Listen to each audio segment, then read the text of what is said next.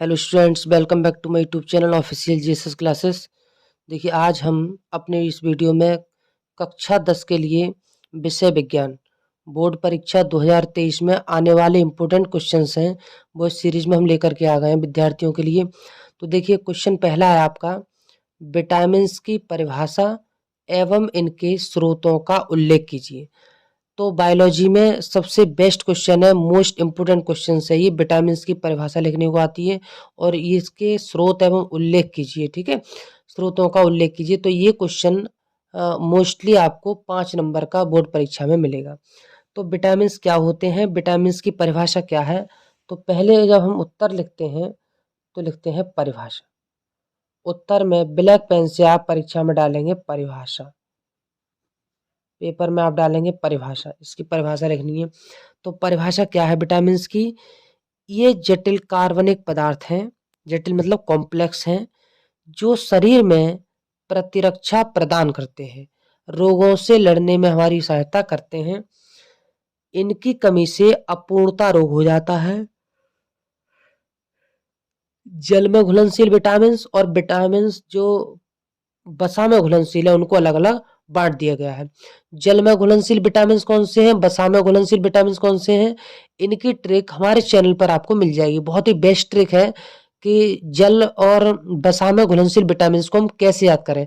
तो आपको याद करने की कोई आवश्यकता नहीं है, हमारे चैनल पर जाकर के आप विटामिन को याद करने की ट्रिक में जाएंगे और वीडियो उसमें आप देख सकते हैं।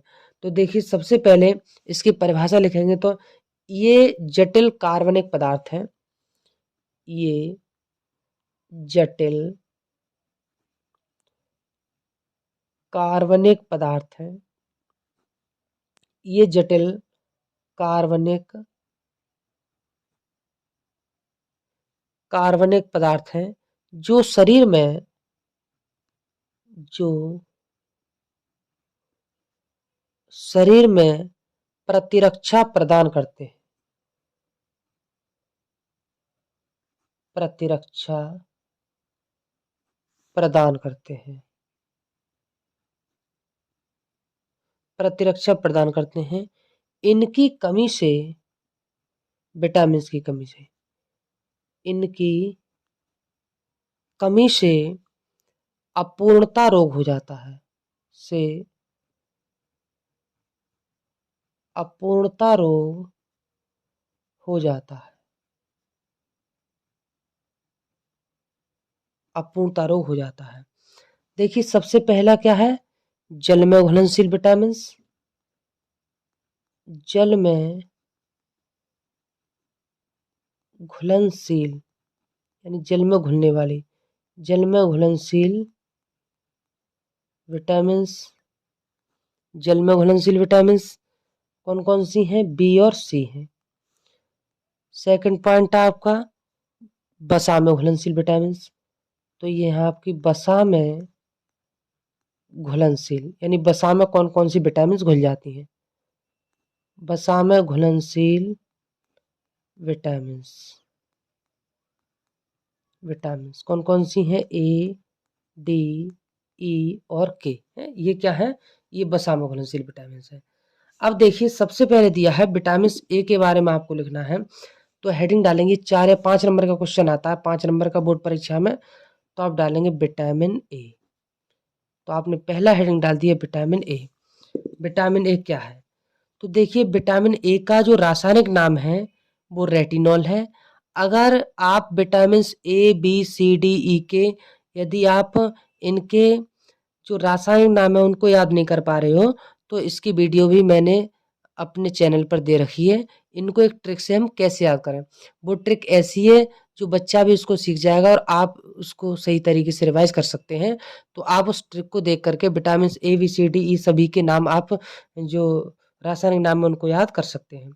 तो देखिए, विटामिन ए के बारे में आ गए।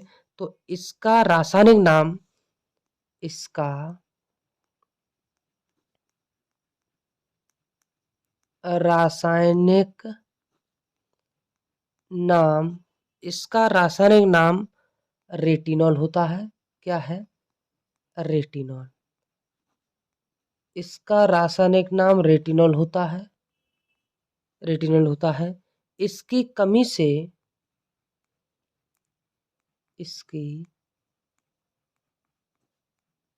कमी से रतौंधी, कौन सा? रतौंधी नामक रोग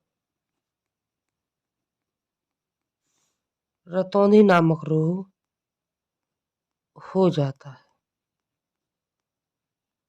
रतौंधी नामक रोग हो जाता है। इसके स्रोत के लिए, यानी ये बॉडी के अंदर ये रोग ना हो, तो इसके स्रोत के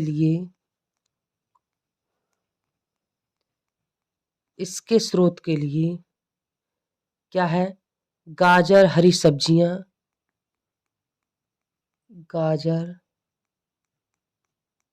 हरी सब्जियां, अंडे आदि हैं। ये इसके स्रोत हैं।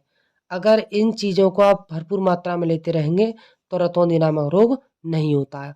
ऑप्शन में भी 1 नंबर का क्वेश्चन मिल जाता है कि रतौंधी नामक रोग किस विटामिन की कमी से होता है, तो विटामिन ए की, या विटामिन ए की कमी से कौन सा रोग होता है, तो रतौंधी नामक रोग आप लिख सकते हैं।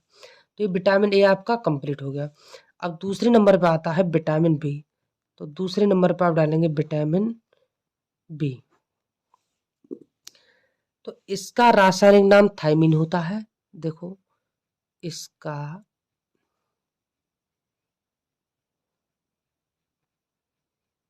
रासायनिक नाम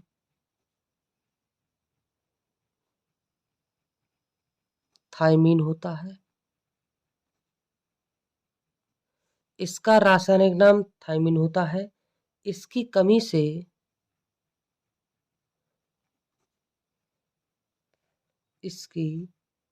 कमी से बेरी वेरी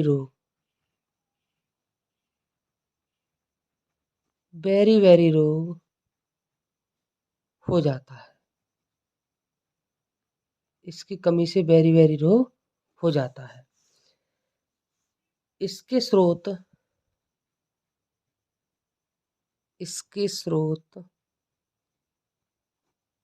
स्रोत क्या है? अनाज, मांस, अंडे आदि हैं। ये इसके स्रोत हो गए। ठीक है।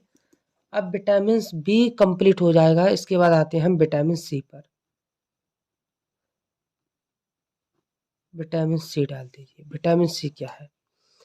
तो इसका रासायनिक नाम एस्कॉर्बिक एसिड है या एस्कॉर्बिक अम्ल होता है। तो लिखो, इसका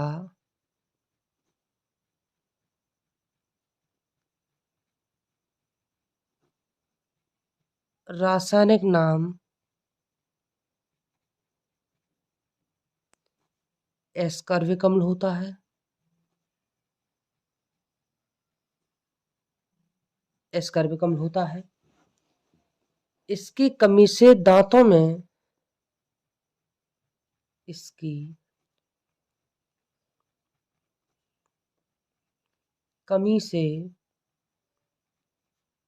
दांतों में स्कर्वी, कौन सा? स्कर्वी नामक रोग हो जाता है। स्कर्वी नामक रोग हो जाता है। ठीक है। इसके स्रोत के लिए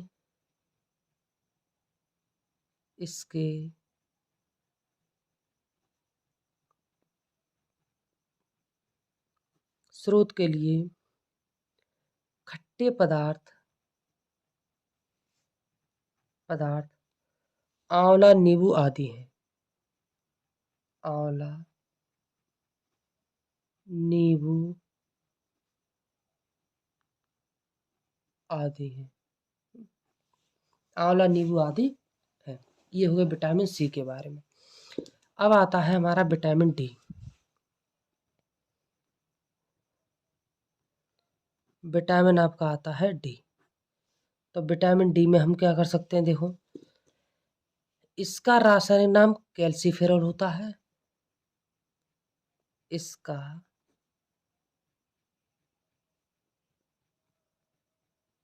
रासायनिक नाम कैल्सीफेरॉल होता है। कैल्सीफेरॉल होता है। इसकी कमी से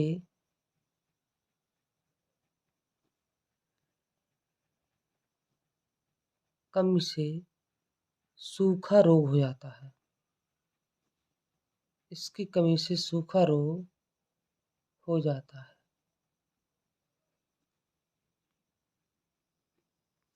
सूखा रोग हो जाता है। इसके स्रोत के लिए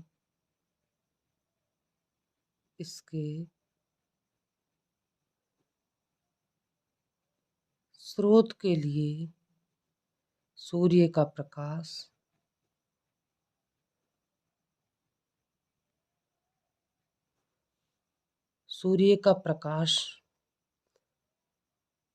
दूध, मक्खन आदि है। दूध, मक्खन आदि है। ठीक है, तो ये हो गया आपका कंप्लीट कि विटामिन क्या है, विटामिन की परिभाषा दी। तो इतना आपको 5 नंबर में कंप्लीटली लिखना होगा। बोर्ड एग्जाम में थोड़ा सा गैप दे करके लिखते हैं, मैंने थोड़ा सा इसको सटा कर लिख दिया है, आप थोड़ा सा इसमें गैप देकर लिखेंगे। तो ये आपका हो गया विटामिन के बारे में, विटामिन क्या है, ये विटामिन के बारे में हो गया। अब देखिए नेक्स्ट क्वेश्चन जो आता है, बहुत ही इंपॉर्टेंट क्वेश्चन है, सजीव तथा निर्जीव में अंतर लिखिए। बहुत इंपॉर्टेंट क्वेश्चन है, हर बार ये रिपीट होता है बोर्ड परीक्षा में। तो आज हम इस क्वेश्चन को करते हैं कि सजीव तथा निर्जीव में अंतर लिखिए। तो प्रश्न आपका है, सजीव तथा निर्जीव में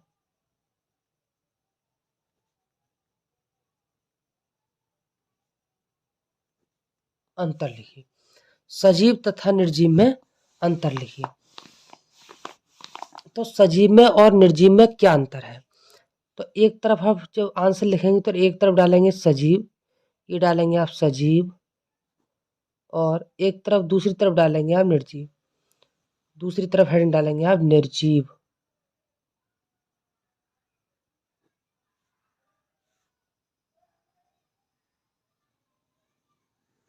एक तरफ सजीव और दूसरी तरफ डालेंगे हम निर्जीव। तो देखिए सजीव में पहला जो अंतर है वो क्या है? पहला सजीव में देखिए इनका जो शारीरिक आकार है वो कभी नहीं बदलता है। सजीव जो होते हैं बदलता रहता है। सजीवों का आकार हमेशा बदलता रहता है। मान लीजिए पहले छोटा बच्चा है, उसके बाद और बड़ा हुआ है, तो उसके शरीर में वृद्धि हो रही है। ठीक, तो क्या होता है सजीवों का पहला, देखिए पहला पॉइंट क्या है, सजीवों का आकार बदलता है या बदलता रहता है। देखो इनका, नंबर पहला, इनका शारीरिक आकार बदलता रहता है। इनका शारीरिक आकार बदलता रहता है सजीवों का।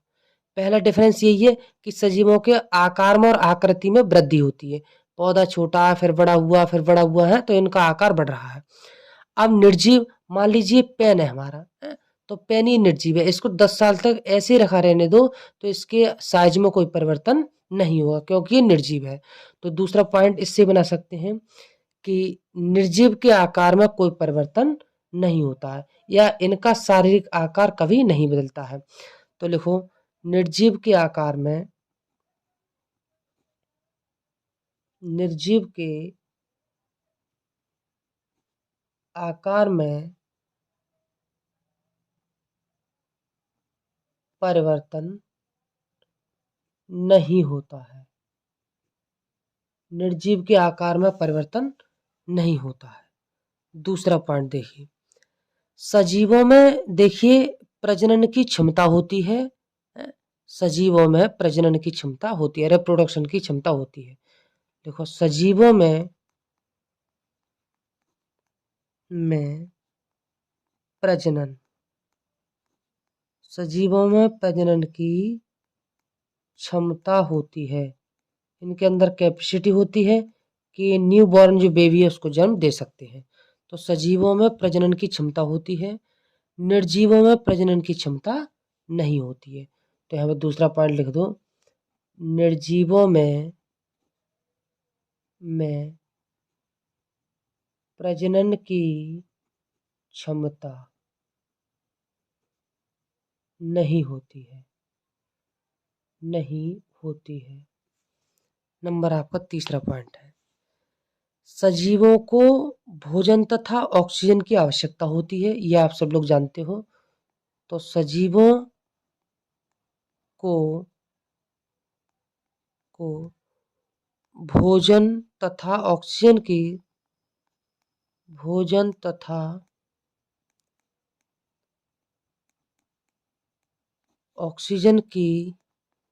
आवश्यकता होती है,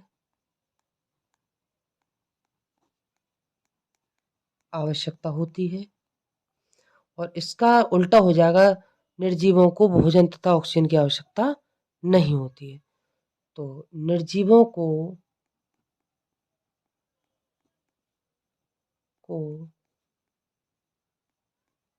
भोजन तथा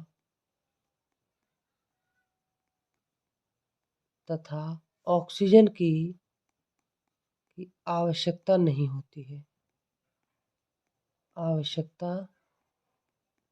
नहीं होती है। नंबर 4, सजीव कोशिका से बने होते हैं। सजीव सेल्स जो होती हैं, सजीव कोशिका से बने होते हैं, और चौथा इसमें है, निर्जीव कोशिका से नहीं बने होते हैं। निर्जीव कोशिका से नहीं बने होते हैं। तो ये आपका हो गया सजीव तथा निर्जीव में अंतर, किस तरीके से हमें बोर्ड परीक्षा में लिखना है। तो ये वीडियो बहुत ही इंपॉर्टेंट है।